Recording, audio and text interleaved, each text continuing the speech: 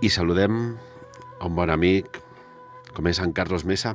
Carlos, molt bon dia, muy buenos días, ¿cómo estás? Buen día, Ferran. Pues perfectamente, con muchas ganas de comenzar a escucharte. Me han pedido mucho nuestros seguidores de Sapiens que tratemos de una vez por todas en profundidad el secreto del misterio de lo que acaeció en René-le-Château, una localidad muy cercana a Andorra, del sudeste de Francia, y que allí aún resuenan cosas que no cuadran. Y el experto número uno para mí es Carlos Mesa. Carlos, René-le-Château, cuando decimos estas palabras de esta localidad, ¿qué sucede aquí? Nos siente como un escalofrío, un resurgimiento del misterio antiguo, ¿verdad? Bueno, se trata de un pueblecito muy peculiar que, como tú bien dices, se encuentra allí hacia el sur de Francia y con muchísima historia, ¿no? Una historia que se remonta incluso hacia el siglo XI, ¿no? Cuando se construye inicialmente una iglesia en el año 1059 consagrada a María Magdalena.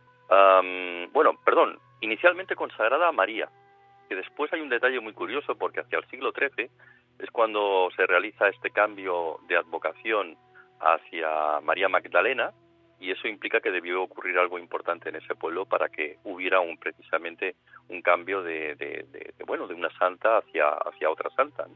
Y allí, Carlos, René-le-Château se ha vinculado con los templarios, se ha vinculado con el Santo Grial, se ha vinculado con tantas cosas.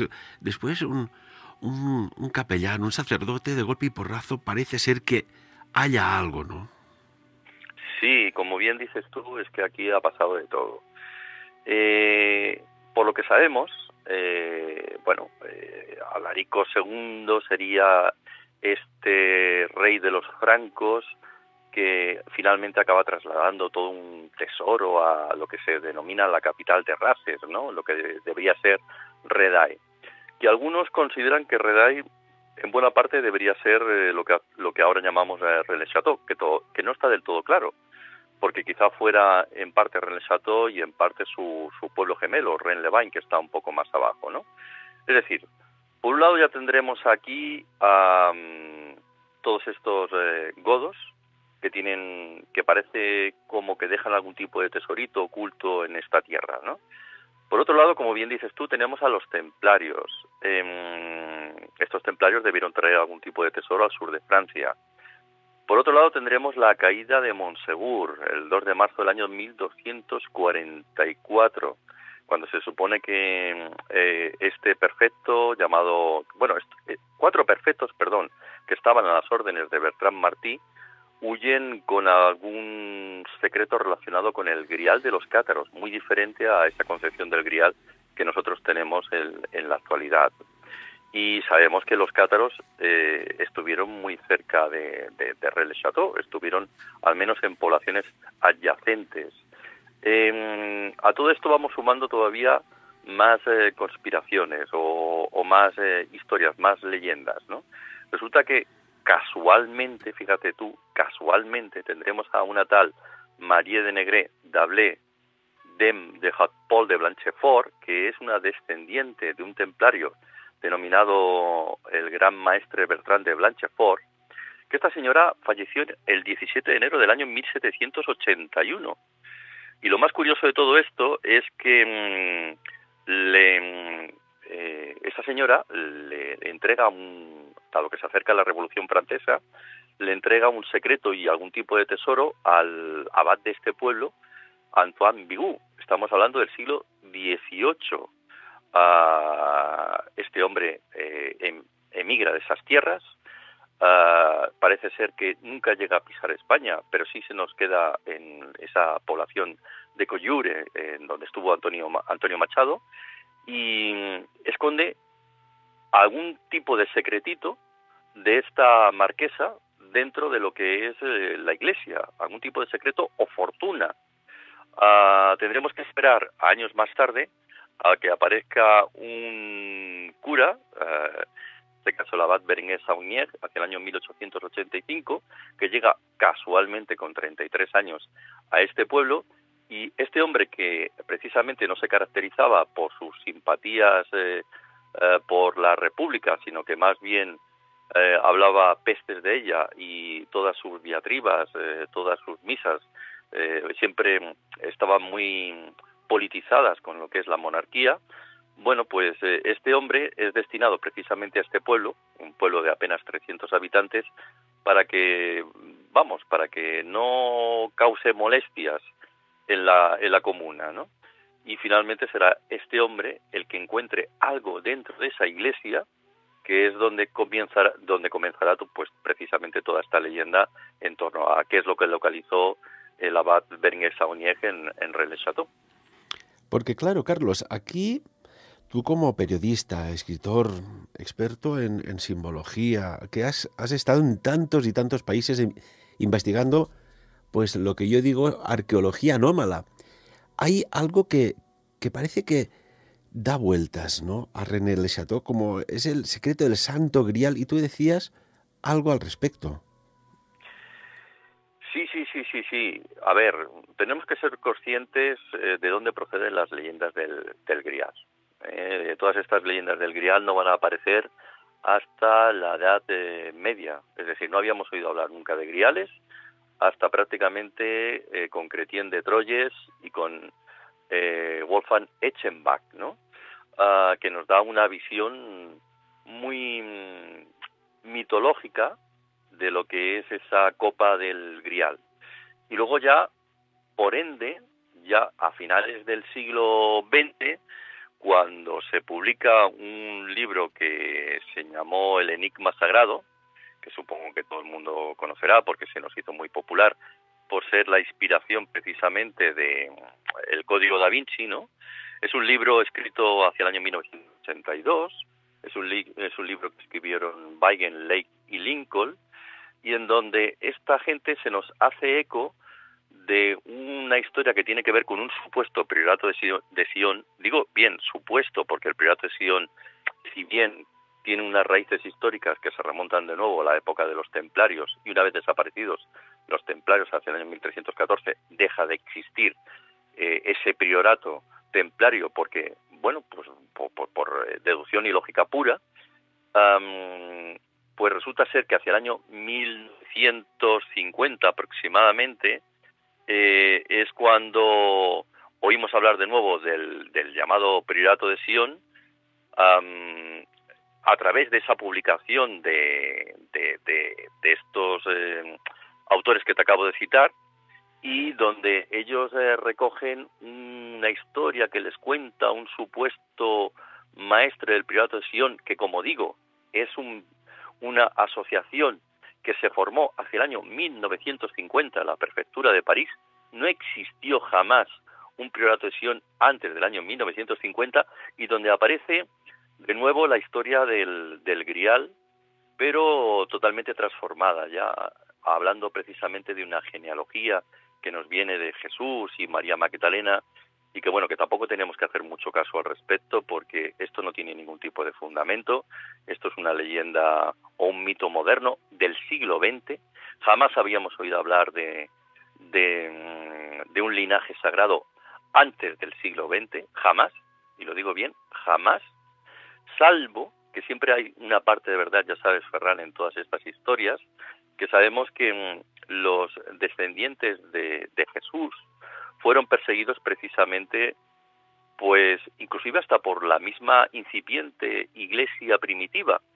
A aquellas gentes se les llamó en su momento los desposini, y bueno, parece ser que sí hubo una familia de Jesús, que no la tenemos que relacionar con María Magdalena, simplemente una familia de Jesús que sí sería perseguida, pero que jamás se movió en todo momento de Tierra Santa. Recordemos que la inmensa mayoría de estos mitos nos dan a entender que nosotros somos muy importantes aquí en Europa, y que, bueno, pues mira, no tenían otra cosa mejor que hacer todas estas gentes que vivían perfectamente en Tierra Santa que venirse aquí al sur de Francia y pasárselo pipa por aquí. Es decir, ninguno de estos apóstoles, llámesele Santiago, llámesele María, llámesele María Magdalena o quien sea, o Pedro, o del que queramos hablar, jamás se movió de Tierra Santa. Toda esa gente vivió y murió precisamente en lo que actualmente llamaríamos Judea y Palestina. Con esto te quiero decir que esto que comentas tú del Grial, bueno, pues hay que ser muy precavidos al respecto,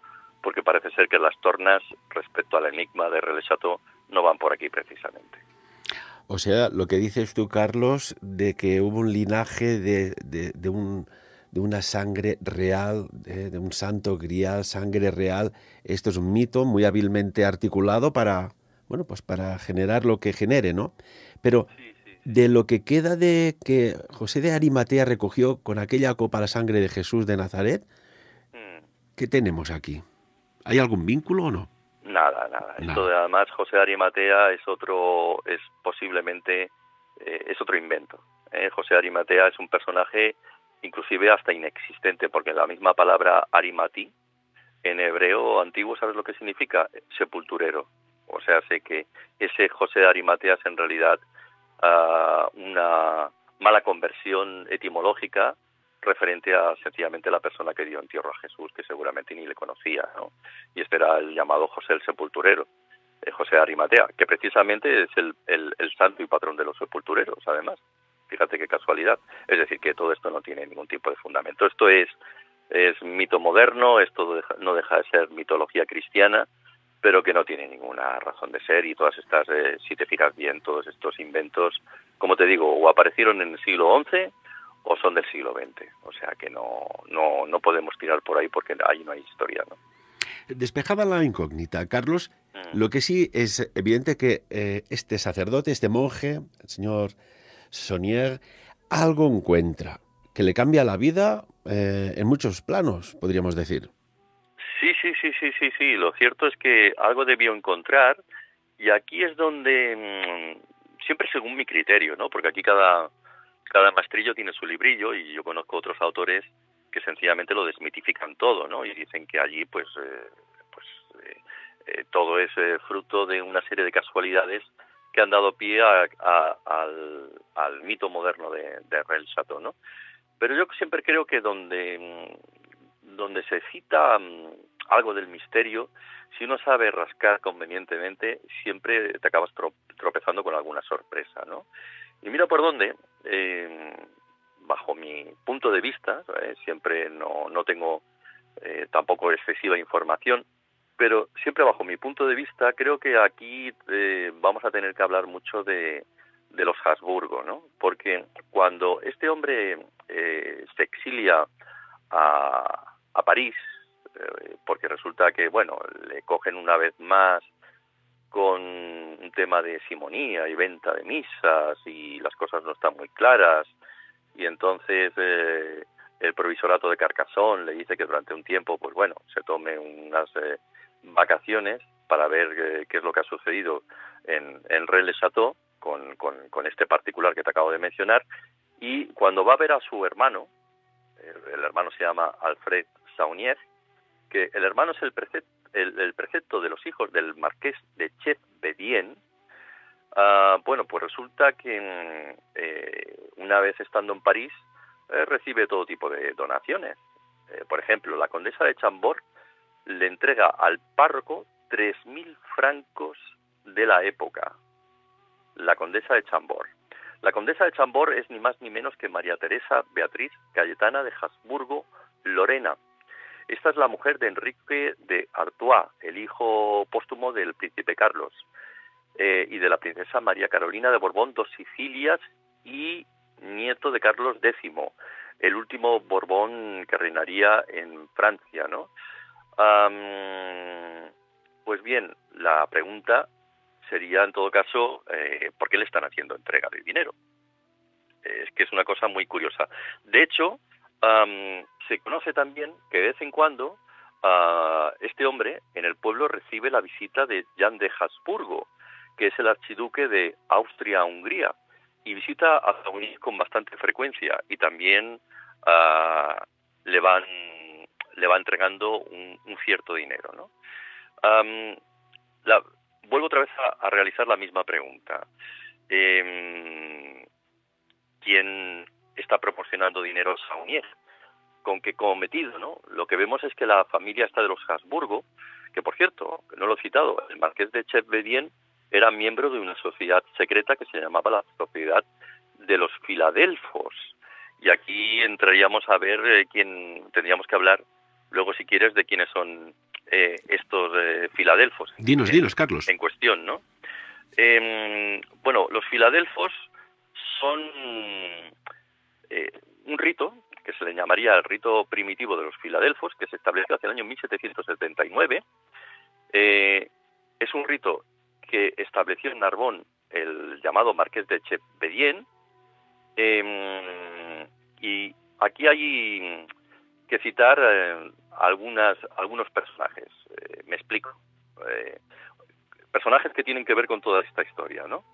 Por ejemplo, tendremos a un tal Etienne Marconis de Negret, que mira por dónde fue familiar de María de Negret d'Ablés, la señora que entregó ese dinero a Antoine Bigot, el antiguo cura de Rennes-le-Château antes de la Revolución Francesa, ¿no? Este Etienne Marconis de Negret era el hijo del gran maestre de los discípulos de Memphis Mizraim, es decir, uno de los uno de los ritos de la masonería, en concreto el rito egipcio, porque es que resulta que el llamado rito antiguo y primitivo de Memphis Mizraim en realidad proviene de los filadelfos, del rito primitivo de los filadelfos.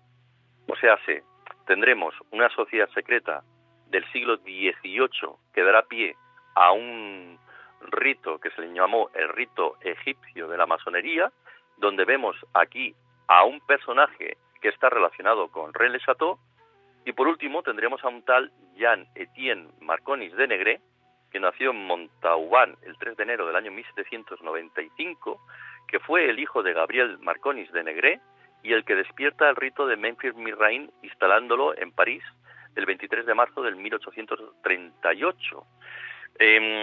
Con esto, ¿qué te quiero decir?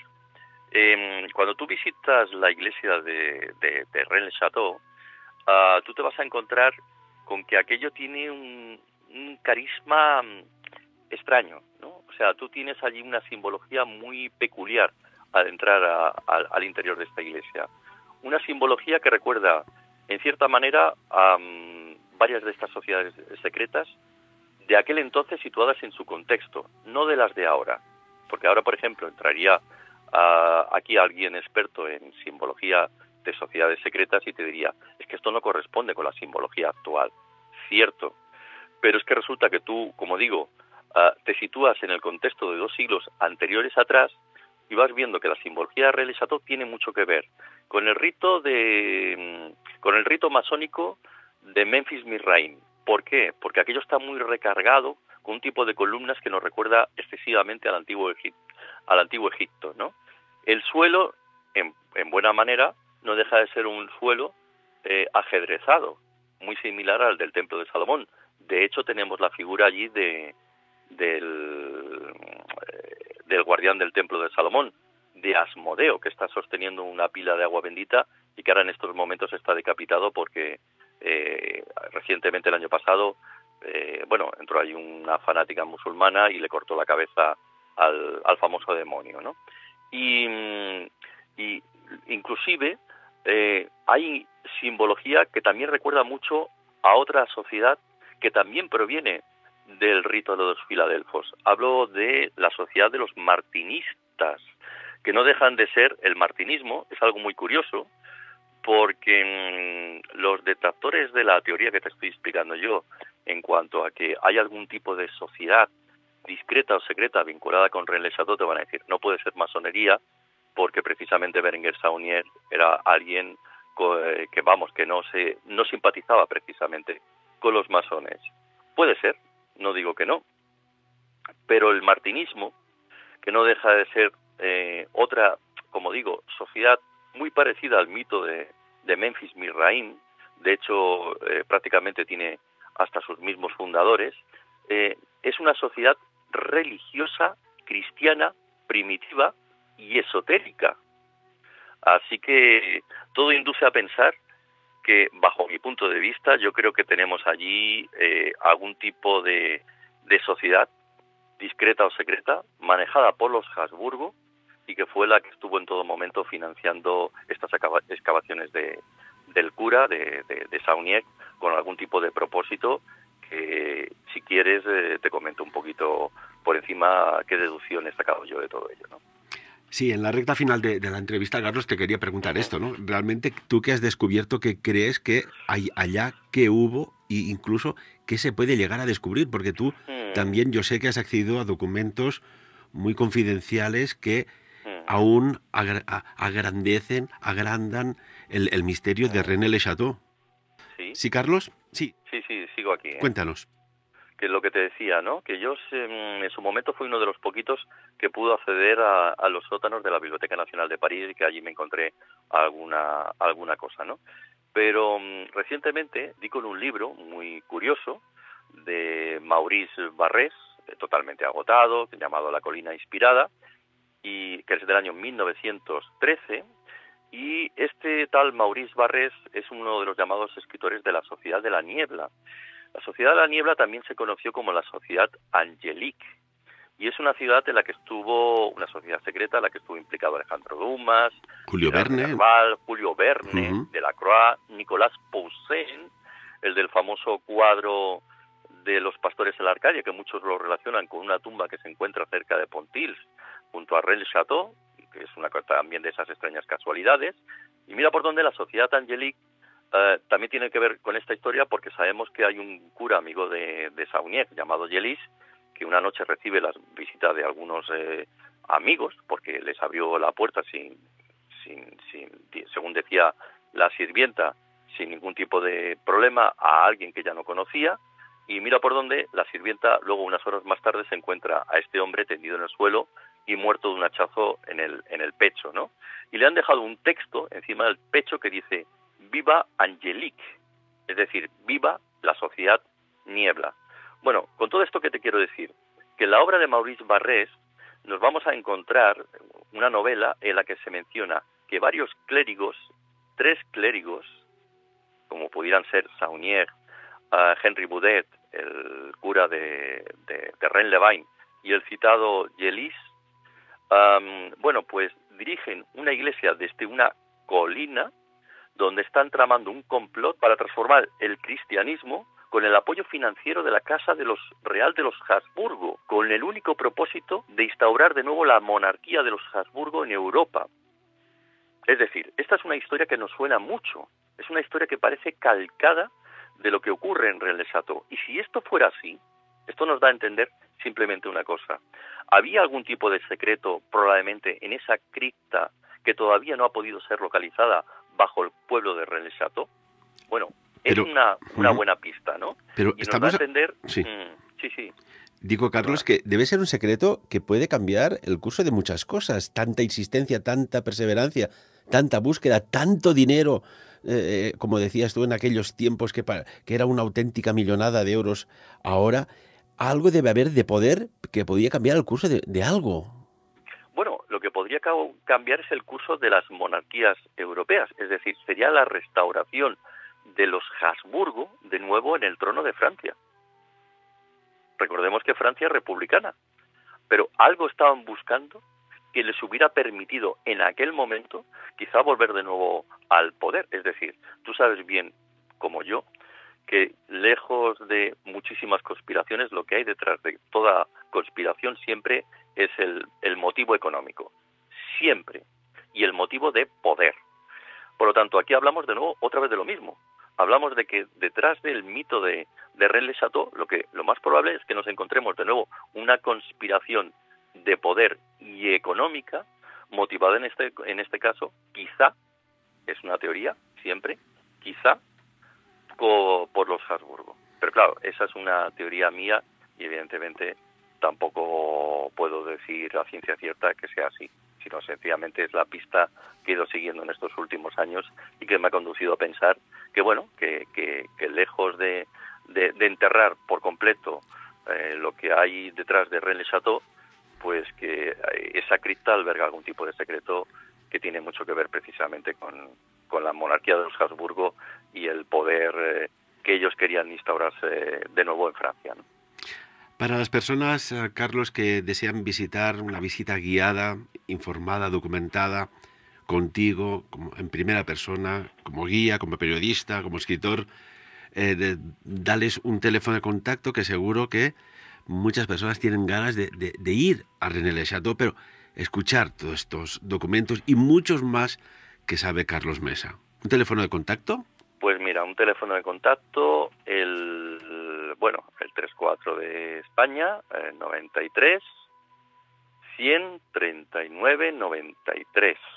Repito, 34 93 139 93. Y si no, pues mucho más fácil, dado que ahora estamos todos en internet, www.planetainsólito.es.